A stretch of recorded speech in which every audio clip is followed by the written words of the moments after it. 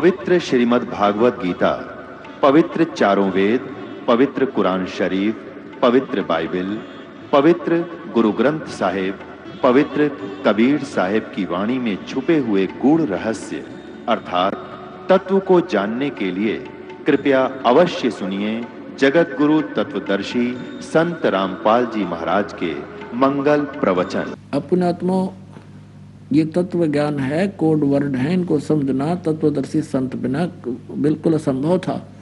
परमेश्वर ने दया करी इस दास के ऊपर और ये ज्ञान आज समझ में आ गया हमारा। अब ये क्या कह रहा है गीता ज्ञानदाता कि मेरे अंतर्गत जितने प्राणी हैं 21 ब्रह्मांड में, इनसे मैं उत्तम हूँ, इनसे श्रेष्ठ हूँ, इनसे तगड़ा हूँ। इसलिए मैं लोक वेद में, लोक वेद होता सुना सुनाया ज्ञान, दंत कथा यानी जो सच्चाई से दूर हो, कि इस कारण से मैं लोक वेद के आधार से पुरुषोत्तम प्रसिद्ध हो रहा हूँ। क्योंकि मेरे अंतर्गत जितनी आत्मा है तो वो शरीरधारी प्राणी है, उनसे वो मेरे अंतर्गत हैं, उनका मैं कंट्रोलर हूँ। लेकिन वो 15वें अध्याय के 17वें श्लोक में कंसेप्ट क्लियर कर दिया कि उत्तम पुरुष का कोई और ही है और वही तीनों लोकों में प्रवेश करके सबका धारण पोषण करता है। अब प्रसंग चल रहा था कि पुण्यात्मा जहां से सत्संग प्रारंभ हुआ था वहीं लाना है कि अब हम गीता जी के जैसे 8वें अध्याय के प्रथम मंत्र में अर्जुन ने पूछा कि वो किम तत्ब्रह्म, जो 7वें अध्याय के 29वें श्लोक में जिसके विषय में आपने कहा है, ये देखिएगा। श्रीमद् भगवत गीता अध्याय नंबर 8 और श्लोक नंबर ये देखो 8 का।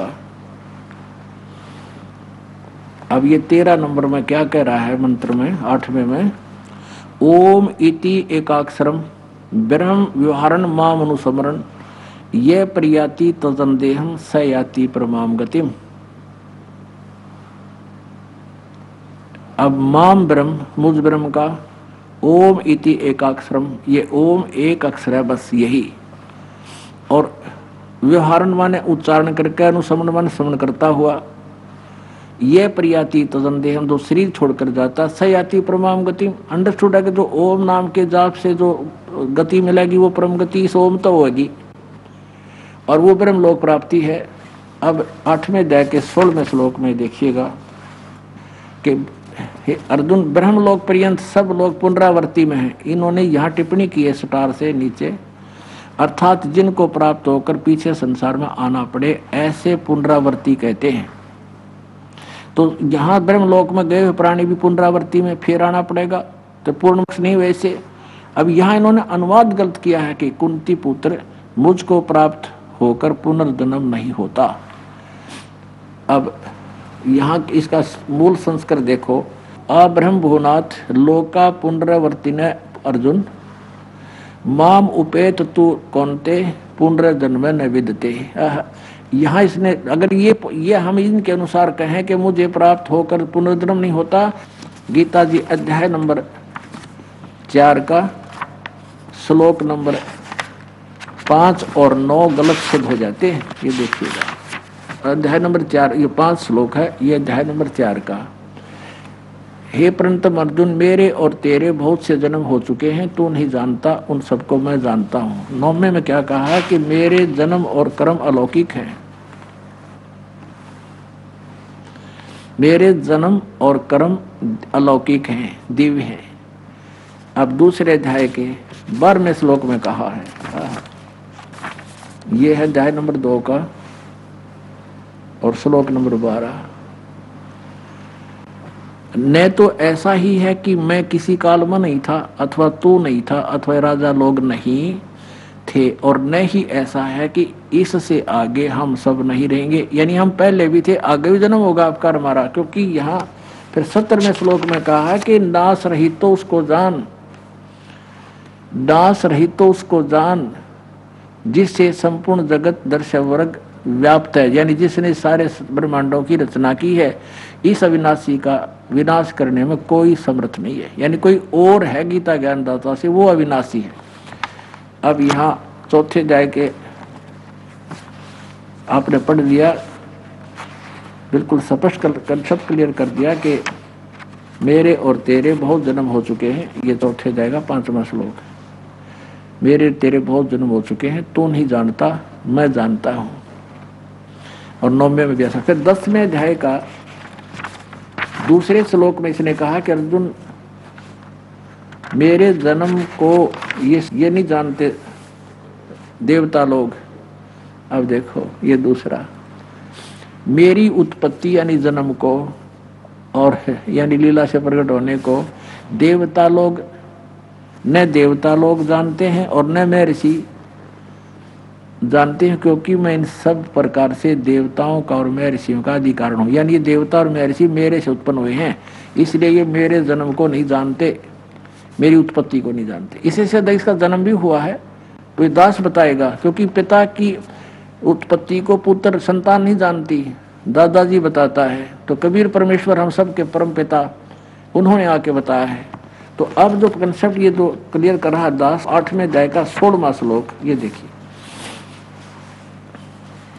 यहाँ ये कहना, अनुवाद करना कि हे अर्जुन, ब्रह्मलोक पर्यंत सब लोग पुनरावृत्ति में हैं, परंतु कुंती पुत्र मुझे प्राप्त होकर पुनर्जन्म नहीं होता, ये अनुवाद गलत है। इसका अर्थ देखिएगा कि ब्रह्म भुवनाथ लोक का पुनरावृत्ति न अर्जुन, यानी सब ब्रह्म लोक तक सभी पुनरावृत्ति में है, वहां गए हुए प्राणी भी वापस आते हैं।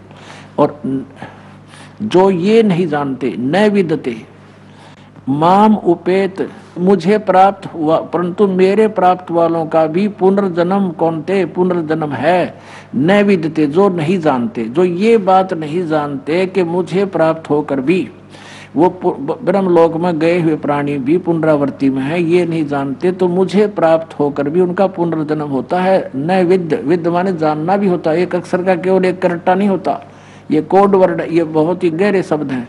अगर इसका ये अर्थ माने तो वो 3 श्लोक गलत हो जाते हैं गीता जी के, इनका अनुवाद गलत कर दिया इन्होंने। अब हम आते हैं अपने 8वें अध्याय के प्रथम श्लोक में। आपने 13वां पढ़ लिया, अब प्रथम 8वें अध्याय का ये प्रथम श्लोक है।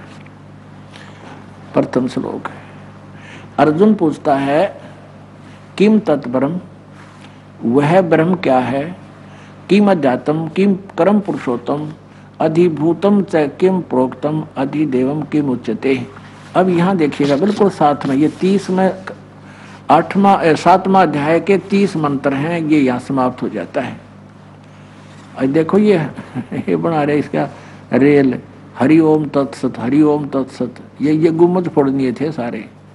ये देखो अब यहाँ देखना, अब 30 और 29 में क्या प्रश्न किया है, क्या ज्ञान दिया है गीता ज्ञानदाता ने, कि जो मैंने तुम्हें ज्ञान बताया है कि तत्वदर्शी संत की खोज करके फिर तत्व ज्ञान समझो। तो ये कहता है कि मेरे जरा मरण मोक्षाय माम आश्रित है। ये 7वें अध्याय का 7वें अध्याय का ये 29वां मंत्र है।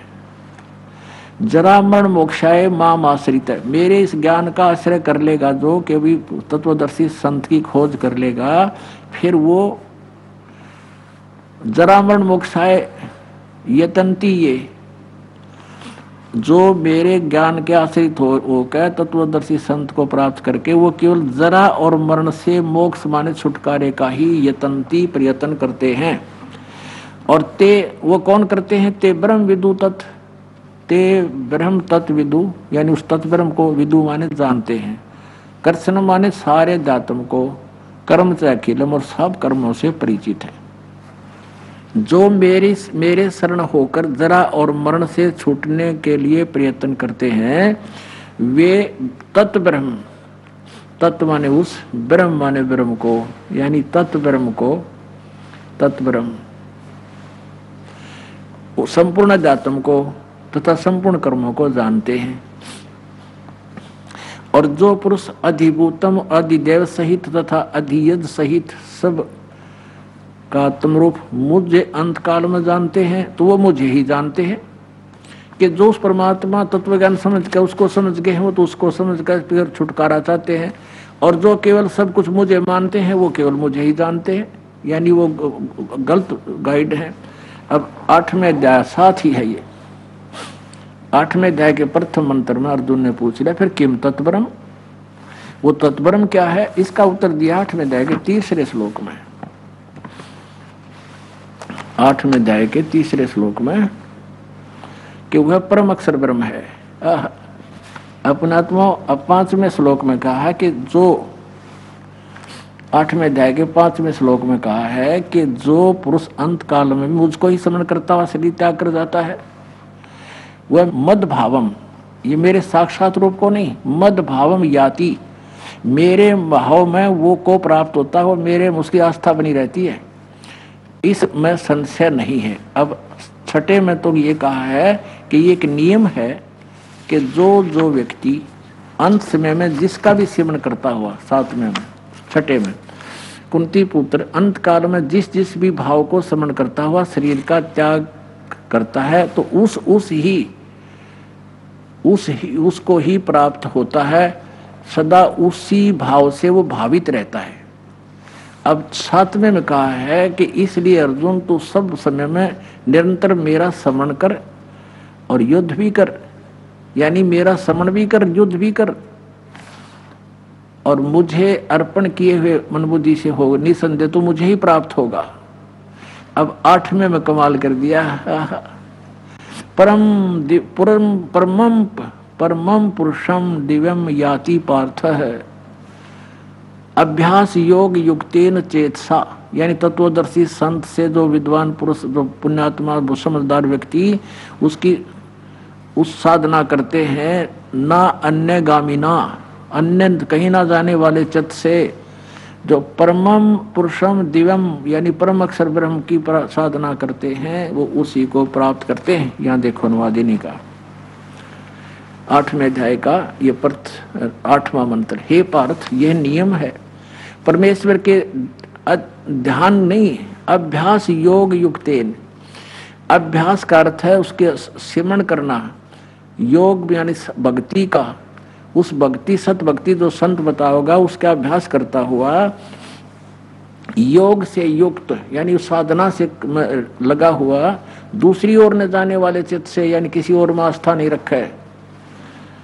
निरंतर चिंतन करता हुआ उस परम दिव्यम पुरुष याति, उस परमम दिव्यम पुरुषम याति, उस परम पुरुष मूल पर आदि पुरुष परमेश्वर मूल वाले उस परम अक्षर ब्रह्म को प्राप्त होता है। और 9वें में उसका संकेत भी कर दिया, कव्यम पुराणम अनुशासिताराम अणो अणियांसम अनुसमर्तेय सर्वस्य धाताराम अचिंत रूपम आदित्य वर्णम तमस्य प्रस्तात्, अज्ञान रूप अंधकार में वो बहुत दूर है, उसको नहीं जानते, वो आदित्य वर्णम यानी सूर्य की तरह तेजों में साकार है, और कव्यम है वो कव्यम। ये तो अब चैप्टर दूसरा लंबा बन जाएगा, इसको नहीं छेड़ते, इतना ही लेंगे। जो पुरुष सर्वज्ञ कवियम कबीर, जो पुरुष सर्वज्ञ अनादि सबके नियंता, सूक्ष्म से अति सूक्ष्म सबके धारण पोषण करने वाले अचिंत स्वरूप और सूर्य के सदृश चेतन नित्य चेतन प्रकाश रूप, अविद्या से अति परे यानी जो उसको कुछ नहीं कोई नहीं जानता, उस सच्चिदानंद घन परम परमेश्वर का श्रवण करता है। वह भक्ति युक्त पुरुष अंत काल में भी योग बल से बरकुटी के माध्यम से प्राणों को अच्छी प्रकार सतित करके फिर, अब योग बल का अर्थ होता है भक्ति की शक्ति से, जो साधना तुम करोगे उसमें वो जैसे टायर में हवा भर जाती है, नो भर जाएगी आपकी आत्मा में, उस भक्ति की शक्ति के से योग बल से बिरकुटी के माध्यम में प्राणों को यानी श्वासों को अच्छी प्रकार स्थापित करके फिर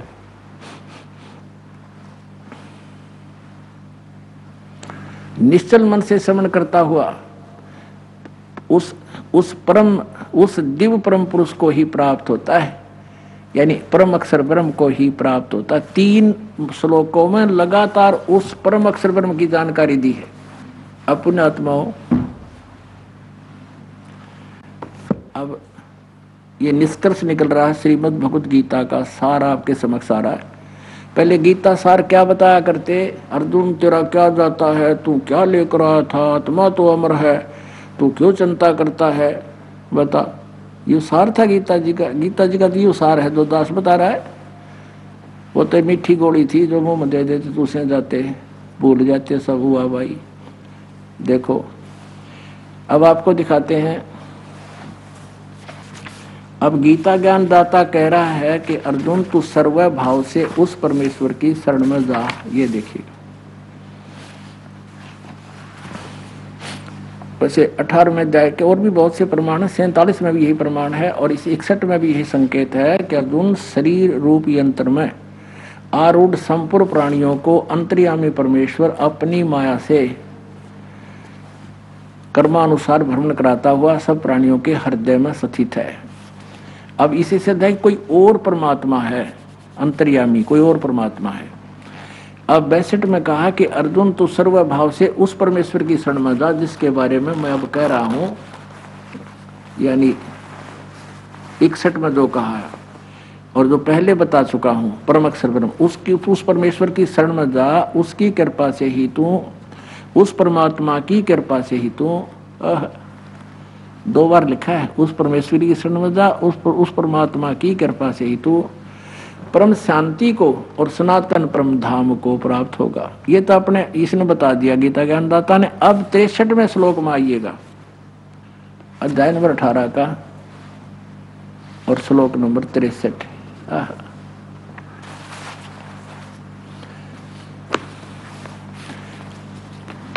इस प्रकार यह गोपनीय से अति गोपनीय ज्ञान मैंने तुझे कह दिया।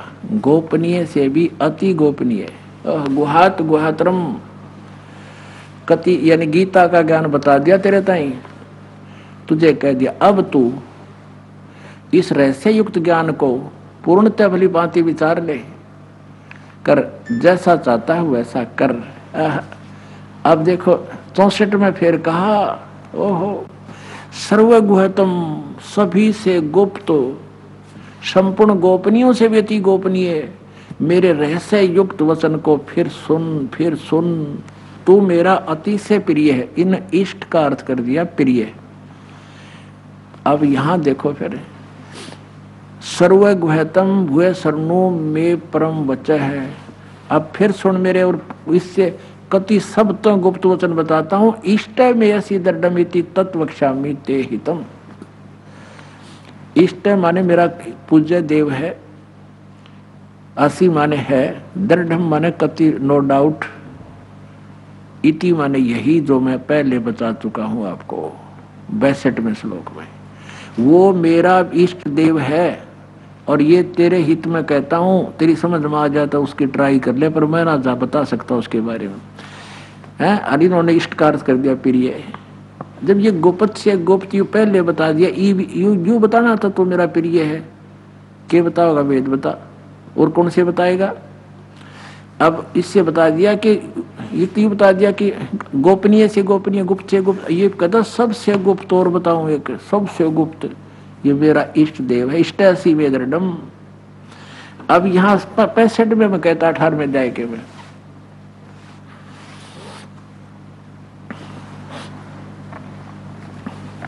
अब मुझ में मन वाला हो, मेरा भक्त बन, मेरी शरण में रहना है तो मेरा पूजन करने वाला हो, मुझे प्रणाम कर नमस्कारु। ऐसा करने से मुझे ही प्राप्त होगा, यह मैं तुझे सत प्रतिज्ञा करता हूं, क्योंकि तू मेरा अति से प्रिय है। बिल्कुल ठीक है। अब फिर 66 में फिर निर्णय दे दिया कि उसकी शरण में जाना है, क्योंकि ये लास्ट आ गया, कति क्लियर हो गया। सर्वधर्मान प्रीतज माम, मेरे सतर की सब धार्मिक पूजाएं मुझ में छोड़, मुझे दे दे। एकम शरणम व्रज, व्रज माने जाना होता है, इन्होंने अनर्थ कर दिया, आना कर दिया, बगैर ज्ञान के गुम्मज फोड़ डाले इन्होंने। एकम माने सर्वशक्तिमान, जिसके बराबर दूसरा ना हो, उसकी शरण में। व्रज माने जा। अहम तवा सर्व पापे भयमोक्षामि मां शुच, फिर मैं तुझे सब पापों से मुक्त कर दूंगा, तो चिंता ना करे। इन्होंने क्या किया है, संपूर्ण धर्मों का अर्थात संपूर्ण कर्तव्य कर्मों को, संपूर्ण धर्मों को अर्थात संपूर्ण कर्तव्य कर्मों को मुझ में त्याग कर तू केवल एक मेरी शरण में आ जा। मुझ सर्वशक्तिमान, माम के आगे कितनी उपमा ला दी। माम माने मुझ, मेरी शरण में आ जा, इतना कहना। मुझ सर्वशक्तिमान सर्वदार परमेश्वर की शरण में आ जा, आ जा व्रज माने आ जा, फिर मैं तुझे सब पापों से मुक्त कर दूंगा। अरे अर्जुन तो कह रहा मैं आपकी शरण में हूँ। दूसरे अध्याय का 7वां श्लोक, ईब बता खा किसकी शरण में आने की कहेगा। ये तो पहले डिक्लेयर कर चुका है कि मैं आपकी शरण में हूँ। ये दूसरे अध्याय का 7वां श्लोक देखिएगा।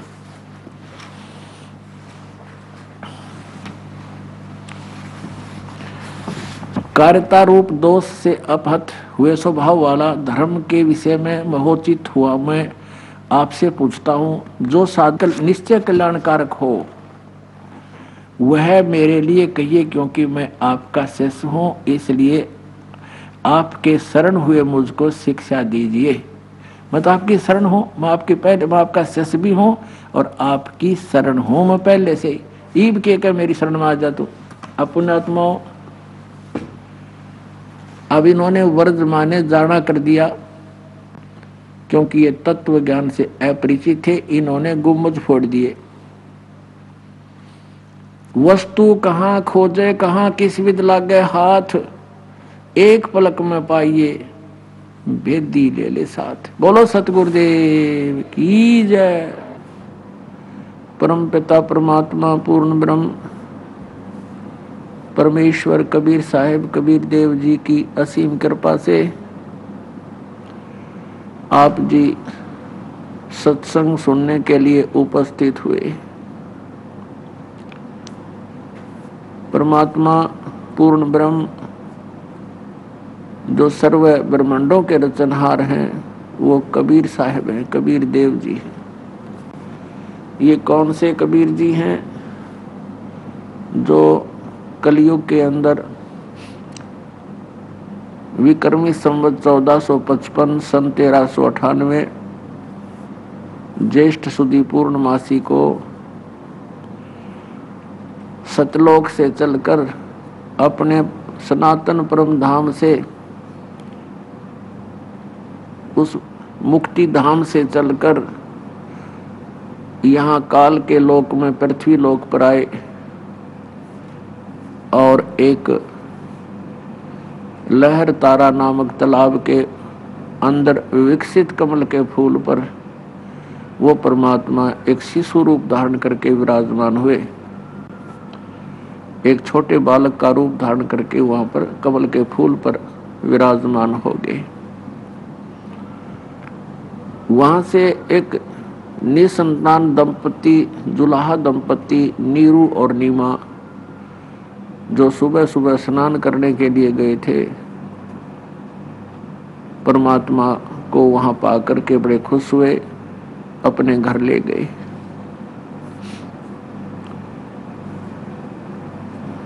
अब जुलाहा व्यवसाय करने वाले परिवार में परमात्मा लीला में बड़े हुए, धीरे धीरे जुलाहे का कार्य करने लगे, क्योंकि वो परमात्मा 3 सतिथि से पूरे विश्व को कंट्रोल कर रहा है। एक शरीर में, एक रूप में वो सतलोक में रहते हैं, स्थायी रूप में जिनका एक रोमकूप की रोशनी करोड़ सूर्य करोड़ चंद्रमा मिला दे उससे भी अधिक है। इतना तेज है, इतना नूर है, इतना प्रकाश है प्रभु का के शरीर का। और दूसरी सतिथि उनकी है कि वो शिशु रूप धारण करके प्रत्येक युग में एक ऐसा जीवन लीला करके जाते हैं जैसे एक जन साधारण जन्म लेता है, फिर धीरे धीरे बड़ा होता है और फिर अपना कार्य करके अपना जीवन निर्वाह करता है। तो परमात्मा जन्म तो नहीं लेते, लेकिन शिशु रूप धारण करके वहां प्रकट हो जाते हैं। वो इसलिए लीला करते हैं कि मेरा अनुसरण करके सभी भक्त अपना जीवन ऐसे सुचारू करें, ज्यादा इस माया के पीछे ना पड़े, परमात्मा पर विश्वास अधिक करें, जिन व्यक्तियों के साथ परमात्मा का पंजा हो जाता है तो ये माया उनके साथ रहती है, वो परमात्मा की आज्ञा से ही सब कार्य करती है। तो हम इस बात को भूलकर हम माया को ही ज्यादा चाहने लगे, भगवान भूल गए। फिर परमात्मा ने ऐसी लीलाएं करके दिखाई कि मैं बिल्कुल गरीब व्यक्ति हूं और मैं परमात्मा की भक्ति करता हूं, ऐसी लीला की, क्योंकि स्वयं मालिक थे, हमारे लिए एक एग्जाम्पल कोड करना आए थे। और फिर ऐसी कोई आपदा आई, 18 लाख व्यक्ति वहां परमात्मा के द्वार पर आ गए और किसी ने झूठी चिट्ठियां डाल दी थी कि कबीर जी भंडारा करेंगे। तो परमात्मा ने दूसरा रूप बनाया केशव बंजारे का और 9 लाख बैलों के ऊपर बना बनाया भोजन ला करके वहां 18 लाख व्यक्तियों को 3 दिन तक भोजन करा दिया। परमात्मा इस लीला से ये हमें दृढ़ करना चाहते हैं कि तुम यदि भगवान पर विश्वास करोगे, तुम्हारे ऊपर आने वाले जितने भी कोई संसारिक कार्य होंगे, विवाह होगा या कोई आपने मकान बनाना होगा या कोई ऐसी कोई प्रॉपर्टी बनानी होगी और उसकी आवश्यकता होगी, व्यर्थ में नहीं, तो परमात्मा आपकी ऐसी मदद कर देगा यदि तुम विश्वास भगवान पर रखोगे और 2 नंबर का काम नहीं करोगे, परमात्मा पर विश्वास रखोगे, नेक नीति से निर्वाह करोगे, तो परमात्मा ऐसे मदद करेगा। परमात्मा कहते हैं कि कल्पे कारण कौन है, कर सेवानी काम और मन इच्छा फल देऊंगा, जो पड़े मेरे ते काम। अपने आत्मा आप निस्वार्थ भाव से भक्ति कर रहे हो, दान धर्म भी कर रहे हो, और भगवान का काम कहाँ होता है? वैसे तो पल पल में उसी के सहयोग है, लेकिन हमें पता कहाँ लगता है भगवान के सहयोग का? जैसे आपका बालक या आपका कोई परिवार का सदस्य या स्वयं आप कहीं जा रहे हो, दुर्घटना हो जाती है, तो वहां धनी का काम होता है। वहां पर रक्षा भगवान के बिना कोई नहीं कर सकता, ना भाई कर सकता, ना बहन कर सकती, ना कोई और जिसकी हम आड़ ले करके भगवान भूल जाते हैं। कोई समर्थ, कोई बड़ा जिसको हम माया का धनवान मानते हैं, या कोई राजनेता अधिकारी की हम आड़ ले करके भगवान भूल जाते हैं, तो वहाँ हमारी कोई मदद नहीं कर सकता, वह धनी का काम होता है। तो परमेश्वर कबीर साहब जी कहते हैं कि कल्पे कारण कौन है, तू कर सेवा निकाम, निष्काम भाव से पूजा कर भगवान की, और मन इच्छा फल दूंगा, जो पड़े मेरे ते काम। जब मेरे से काम पड़ेगा, जब पड़े धनी से काम, तो आपकी वो मदद करेगा। तो पुण्यात्माओं,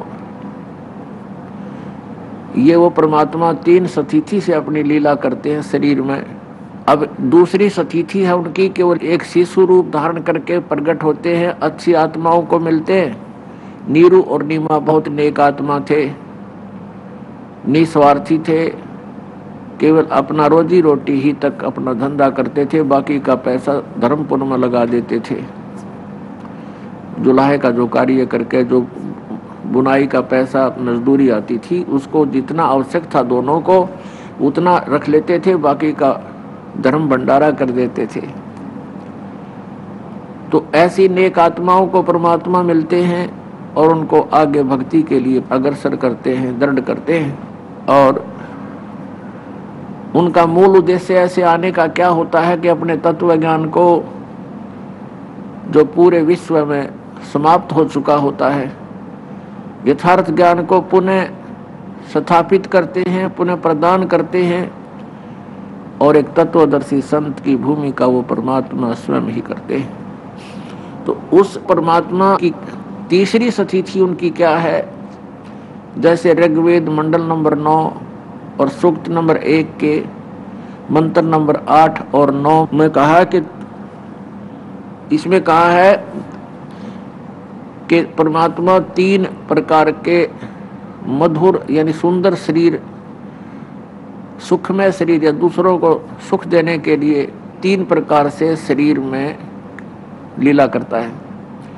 तो तुरंत ही ऋग्वेद मंडल नंबर 9 सूक्त 1 मंत्र 9 में कहा है कि वो परमात्मा जब शिशु रूप धारण करके प्रकट होता है उस समय उनकी परवरिश की लीला कंवारी गाय से होती है। कंवारी गाय दूध देती है तब वो भगवान पीता है। ऐसा ही हुआ था। कबीर भगवान जब आए थे 25 दिन के हो गए थे, कोई दूध जलपान नहीं कर रहे थे, अधूरूप बनाकर प्रकट हुए और परमात्मा से उनकी वार्ता हुई।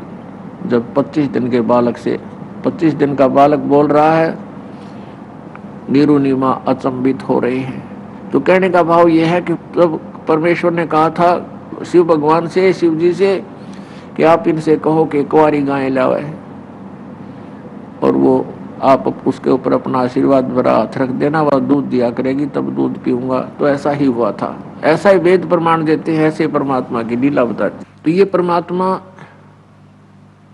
पूर्ण ब्रह्म, परम अक्षर ब्रह्म, ये कबीर देव जी हैं, कबीर साहब जी हैं, जो बनारस में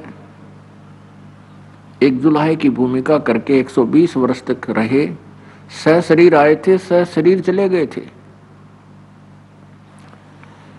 सन 1398 में परमात्मा सतलोक से आकर यहाँ प्रकट हुए थे शिशु रूप में, और सन 1518 में 120 वर्ष तक यहाँ अपना प्रचार करके, और जो परमात्मा लीला किया करता है सदग्रंथ बताते हैं, वो लीला वही भगवान करता है, अन्य नहीं कर सकते। उनकी जीवनी में, उनकी जीवन लीला में कहीं पर भी ऐसा प्रमाण नहीं है जो वेदों से मेल खाता हो। केवल कबीर परमेश्वर जी की वो लीलाएं हैं जो उन्होंने 600 वर्ष पहले यहाँ की। वो प्रत्येक युग में ऐसा करते हैं जो वेदों से मेल खाती है, और वेद भी यही गवाही देते हैं। और तीसरी प्रकार का वो लीला करते हैं कि कहीं भी प्रकट हो जाते हैं, और अच्छी आत्माएं, जो पुण्य आत्मा हैं, जो उनको मालूम है भगवान को कि ये आत्मा मेरे इस मार्ग को आगे बढ़ा सकते हैं, उनको मिलते हैं और उनको अपनी महिमा से परिचित कराते हैं, उनको अपना सतलोक दिखाते हैं, और सभी ब्रह्मांडों को दिखाते हैं।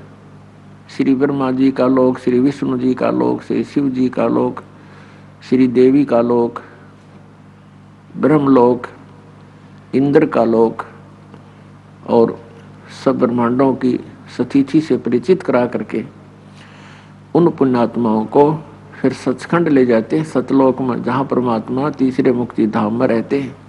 वहाँ से फिर उनको वापस छोड़ते हैं ताकि ये मेरे एविडेंस बन सके, मेरी गवाही दे सके, एविडेंस दे सके कि कबीर इज गॉड।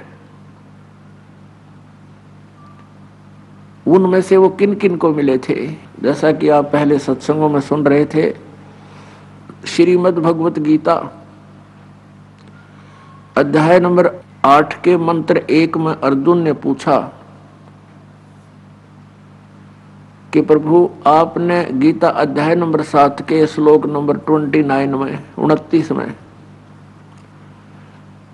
ये कहा है कि जो व्यक्ति जरा और मरण से छूटने का ही प्रयत्न करते हैं, जरा मीन वृद्ध अवस्था और मरण माने मृत्यु के, जो बुढ़ापे के दुख से और मृत्यु के दुख से ही छूटने का जो प्रयत्न करते हैं, केवल इसी उद्देश्य से भक्ति साधना करते हैं, वो तत्ब्रह्म से, सारे आध्यात्मिक ज्ञान से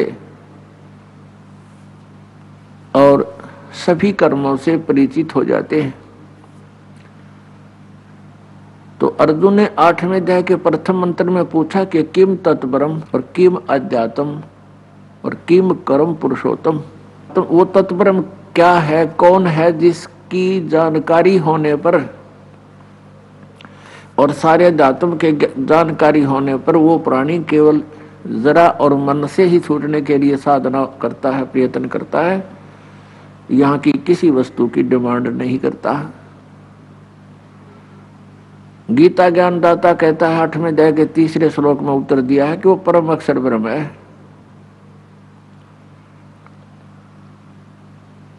गीता जी अध्याय नंबर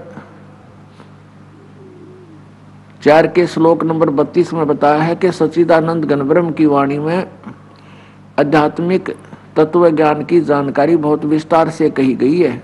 वो तत्व ज्ञान है जो सच्चिदानंद घन ब्रह्म की वाणी है, कबीर वाणी है, जो भगवान ने स्वयं अपने मुख से आकर बोली है। ब्रह्मणे मुखे, उसमें मूल पाठ में है ब्रह्मणे मुखे, यह इन्होंने अनुवाद गलत किया है, वेद की वाणी कर दिया ब्रह्मणे मुखे का, ये ऐसा नहीं करना था। इसका अर्थ है सच्चिदानंद घन ब्रह्म, क्योंकि 17वें अध्याय के 23वें श्लोक में गीता जी में ब्रह्मणे शब्द है, वहां इन अनुवादकर्ताओं ने ब्रह्मणे का अर्थ किया सच्चिदानंद घन ब्रह्म, यानी परम अक्षर ब्रह्म। परम अक्षर ब्रह्म जो है वो स्वयं ही यहाँ आता है सतलोक से चलकर, अपने परम धाम से चलकर, शाश्वत स्थान से चलकर, सनातन परम धाम से गति करके वो यहाँ प्रकट होता है, प्यारी आत्माओं को मिलता है और फिर अपने मुखारविंद से उनको ज्ञान से तृप्त करता है। ये वेद गवाही दे रहे हैं। और वो लीला परमात्मा ने 600 वर्ष पहले की थी। तो वो परमात्मा जो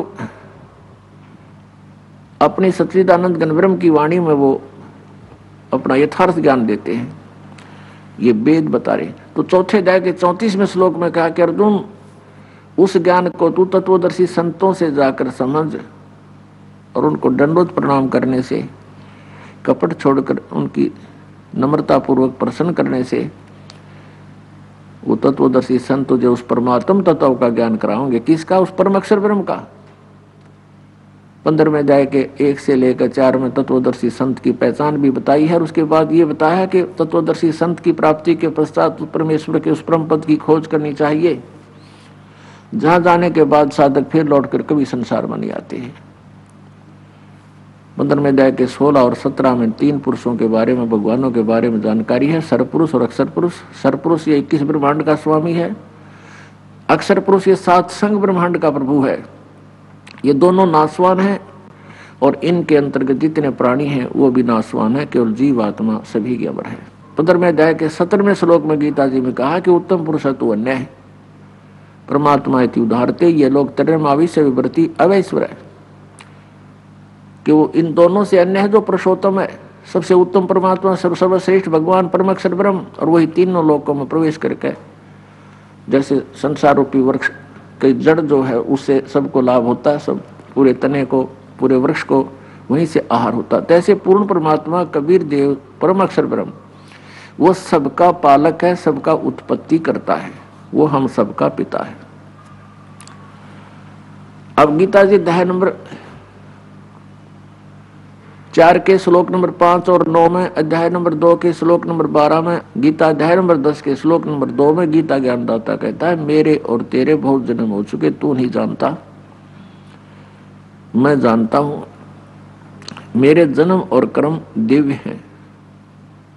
15वें अध्याय के 4 श्लोक में कहा है कि जब तुझे तत्वदर्शी संत प्राप्त हो जाए, उसके पश्चात उस तत्व ज्ञान रूपी शस्त्र से अज्ञान रूपी सारे झंझट न काट के उसके पश्चात, यानी इस ज्ञान को समझकर उसके पश्चात परमेश्वर के उस परम पद की खोज करनी चाहिए, जहां जाने के बाद साधक फिर लौटकर कभी संसार में नहीं आती।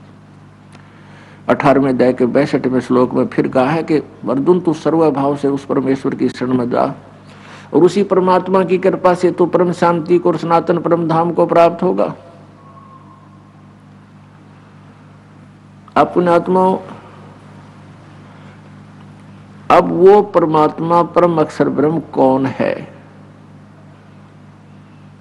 जो यहां आता है, अपनी लीला करता है, अच्छी आत्माओं को मिलता है? वो कौन है, उसकी आइडेंटिफिकेशन क्या है? जब वो वहां गति करके आता है तो यहां कोई किसी रूप में तो अवश्य होगा। अब ज्ञान भी बताता है तो पशु पक्षी तो हो नहीं सकता, वो मनुष्य ही होगा। यानी परमात्मा साकार है, नर आकार है, हमरे ही उपनिहार है, हमारा सृजनहार। जिनको परमात्मा मिला उन महापुरुषों ने कहा कि हमारा सृजनहार हमारे ही उनिहार है। हुनिहार माने हमारी शकल जैसा है, यानी मानव रूप सदृश्य है, मनुष्य तुल्य है उनका स्वरूप। उन पुण्यात्माओं को जिनको ऋग्वेद मंडल नंबर 9 और सूक्त नंबर 86 मंत्र नंबर 26 और 27 में, ऋग्वेद मंडल नंबर 9 सूक्त 82 मंत्र 1, 2, 3 में, ऋग्वेद मंडल नंबर 9 सूक्त 96 के मंत्र 16 से 20 में,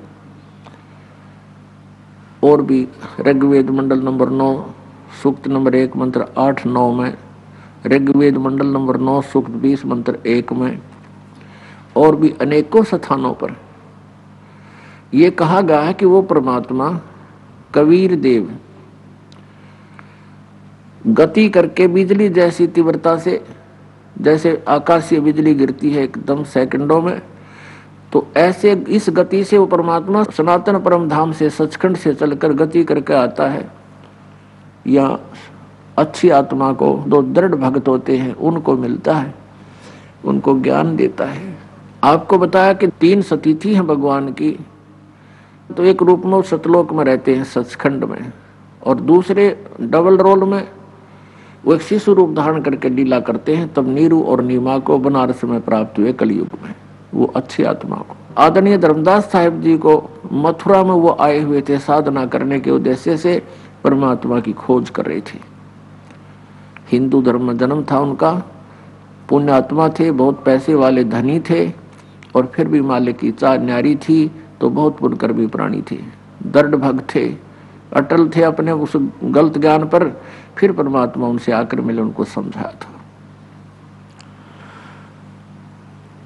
आदरणीय मलुकदास साहिब जी को मिले, आदरणीय नानक साहिब जी को मिले,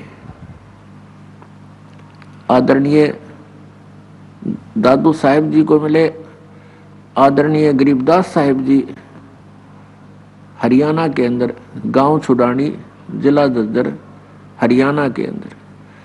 आदरणीय गीसा साहिब जी को मिले, गांव खेकड़ा, जिला मेरठ, उत्तर प्रदेश में। और उन महापुरुषों ने ठोक कर गवाही दी है कि वो धानक जो काशी में परमात्मा कबीर जी आए थे, वो पूर्ण परमात्मा हैं, वो परम अक्षर ब्रह्म हैं, वो अकाल मूर्त हैं, और शब्द स्वरूपी राम है, वही सतपुरुष हैं। वही परम अक्षर ब्रह्म कहो, अकाल मूर्त कहो। अब ये कुछ पंथ हैं जो कहते हैं परमात्मा निराकार है, हर नाम देते हैं अकाल मूर्त, शब्द स्वरूपी राम, सतपुरुष। अकाल मूर्त का क्या अर्थ होता है? मूर्ति साकार परमात्मा, यानी मूर्तिमान भगवान, जिसकी मूर्ति का, जिसके शरीर का, स्वरूप का कभी नाश ना हो। और सतपुरुष भी उसी को कहते हैं, अविनाशी प्रभु। और शब्द स्वरूपी राम का अर्थ भी यही है, क्योंकि शब्द का नाश नहीं होता, वो परमात्मा केवल परमेश्वर ही है जो शब्द रूप है, यानी अविनाशी रूप है। अब इन महापुरुषों ने परमात्मा की गवाही दी, इनमें से कुछ एक का उदाहरण देते हैं। तो अब हमारे सदग्रंथ बताते हैं कि एक परम अक्षर ब्रह्म है। गीता ने नाम क्लियर किया तो है, लेकिन 8वें अध्याय के 9वें श्लोक में किया है कि वो कवियम, और यहाँ इतना क्लियर नहीं हो पाया तो वेदों ने उसको क्लियर कर दिया। पवित्र 4 वेदों ने ये बिल्कुल स्पष्ट कर दिया, प्रमाणित कर दिया कि वो कबीर देव है। हम उसे कबीर देव, हम उसको कबीर देव कहने लगे। वह को हम वह बोलते हैं अपने लोकल लैंग्वेज में, विशेषकर भारतवर्ष में। जो हिंदी पंजाबी भाषी क्षेत्र हैं उनमें वह को वह बोलते हैं, तो हम उसको कबीर बोलते थे। कबीर साहब, देव माने भगवान, कबीर कबीर, हम कबीर कहने लगे। इन्होंने वेदों के अनुवादकर्ताओं ने उस कबीर देव को कवि बना लिया, कवि। अब उस परमात्मा का नाम कवि है, ये समझ लो। हम उसको कबीर कवि बोलने लगे, कवि। लेकिन वेदों से ही जैसे कबीर देव है तो हम कबीर देव कहने लगे कबीर देव। तो कबीर साहब हम अपनी लैंग्वेज में लिखण भी कबीर लागे, बड़ी ई की मात्रा लगा के और पूरा रे लगा देते हैं, कबीर साहब, कबीर भगवान। और कुरान शरीफ में उसी परमात्मा को अल्लाहु अकबर बोलते हैं, अल्लाह कबीर, अकबरो कबीरन खबीरन कबीरा। ये केवल भाषा में बोलने का अंतर है। जैसे संस्कृत में मैं लगाते हैं किसी भी उसके पीछे, उत्तम है तो उत्तमम मैं लगाते हैं। ऐसे ही अरबी भाषा के अंदर जैसे कबीर है तो उसको कबीरन बोलते हैं, न अवश्य लगाते हैं। तो ऐसे हम ये परमात्मा वही है, कबीर साहब ही है जो बनारस में आए थे, वो परम अक्षर ब्रह्म है। अब इनमें कुछ एक महापुरुषों ने जिनको वो मिले हैं आकर अपनी महिमा के अनुसार, अपने गुण के अनुसार, जैसा वो प्रत्येक युग में करते हैं, उनमें से आदरणीय गरीबदास साहिब जी गांव छुडानी, जिला झज्जर और हरियाणा से प्रांत, पहले ये रोहतक जिला था, अब विभाजन होने से वो झज्जर जिले में वो गांव छुडानी चला गया। अब ये कहानी सुनाते हैं आपको, यथार्थ कहानी। पुण्यात्माओं, अभी तक आपने जो ज्ञान सुना है उसका कोई सिर पैर नहीं था, ना वो ज्ञान था। बालकों वाली कथाएं थी, कहीं से कहीं, कहीं से कुछ सुना दी। जैसे छोटे छोटे बच्चे बात करा करना आपस में, एक राजा था, एक रानी थी, उसके 2 पुत्र थे, फिर वो जंगल में चला गया। इस तरह की बकवाद गढ़ रखी इन्होंने। तो ये कोई कथाएं हैं जो इस सत्संग में सुनाते हैं, ना कोई प्रमाण देते हैं, ना किसी सदग्रंथ का आधार है। अपने दंत कथा लोक वेद सुनाकर दुनिया भ्रमित कर रखी है। आदरणीय गरीबदास साहिब जी जो गांव छुडानी, जिला झज्जर में जन्मे थे, उनके विषय में थोड़ी सी आपको उनकी जीवनी सुनाते हैं। ये गांव करौथा अब जिला रोहतक में है, जायदास का आश्रम था। ये वहाँ के मूल निवासी थे, क्योंकि इनके पिताजी गांव छुडानी में ब्याए थे, यानी गरीबदास साहिब जी के नानके थे, वह मामा थे वह। लेकिन इनकी माता का कोई भाई नहीं था, और इनके नाना जी के यहाँ जमीन बहुत गणी थी, यानी 1400-1500 एकड़ जमीन थी। किसान थे, जाट समुदाय में जन्म था, और धनखड़ उनका गोत्र था। तो उनके नाना जी ने अपने दामाद बलराम जी, जो आदरणीय गरीबदास साहिब जी के पूज्य पिताजी थे, अब उनको अपना घर जमाई रख लिया था गांव छुडानी में। वहां जब 12 वर्ष हो गए थे रहते को, तब गरीबदास साहिब जी का जन्म हुआ, यानी 12 वर्ष के बाद इकलौता पुत्र हुआ। और फिर इतना लगाव बन गया उसके अंदर, बहुत प्रेम, नाना जी का, नानी जी का अलग से, माता पिता की आंखों का तारा बन गए।